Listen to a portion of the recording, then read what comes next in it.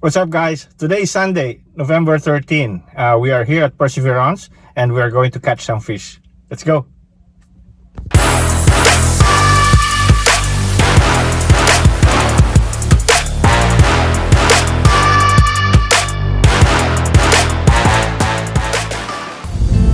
Seychelles Island is located at the Indian Ocean. So, expected na yon. Talagang napakaraming isda dito. Very abundant considering the fact that fishing here is regulated as well. Hindi sila gumagamit ng lambat except if you are a licensed fisherman.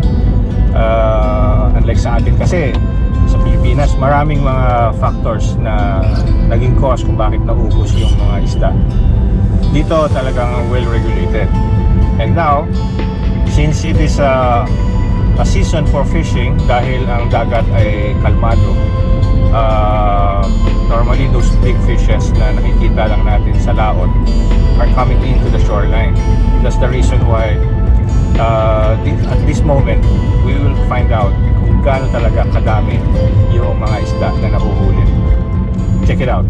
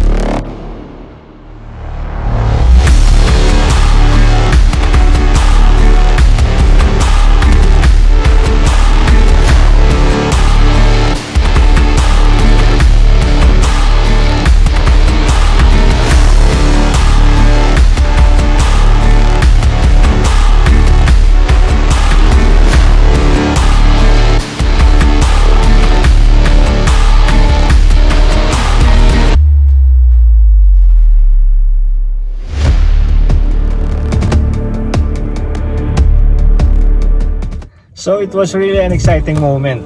Nakita nyo naman talagang nagtatalunan yung mga isda, dinadampot lang nila ng kamay sa buntot.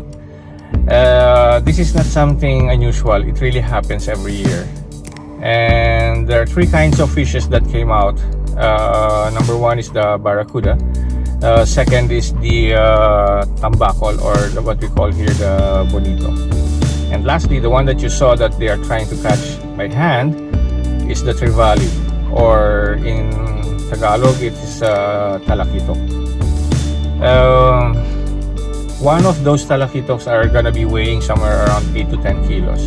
And the fact that it is trying to struggle, napakahirap ding iangat kasi by itself it's already 10 kilo and then papalag pa yun. So the weight and the pressure that it would give you to catch it, it's really also difficult. But then it's really an exciting moment, no? They said they won't be feeling the tiredness because your adrenaline is really high. So I hope you like this video, and siguro this is going to be something that we should be reflecting on. Baka kung hindi tayo nag-overfishing sa Pilipinas, most probably we also have this kind of scenario there.